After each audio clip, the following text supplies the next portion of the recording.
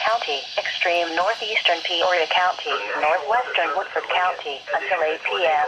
At 7:29 p.m., a severe thunderstorm capable of producing a tornado was located near Chillicothe and moving northeast at 45 miles an hour. Train spotters reported rotation in the clouds with this storm. Expected hazards include tornado and quarter-size hail. This is a radar-indicated threat. The following impacts are expected. Flying debris will be dangerous to those caught without shelter. Mobile homes will be damaged or destroyed. Damage to roofs, windows, and vehicles will occur. Tree damage is likely. This dangerous storm will be near the Washburn Lake at around 7:40 p.m. Fun around 7:50 p.m. Other locations in the warning include Marshall County Airport, Pattonsburg, and Larrows.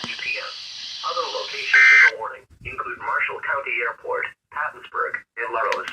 Tornadoes are difficult to see and confirm at night. Take cover now.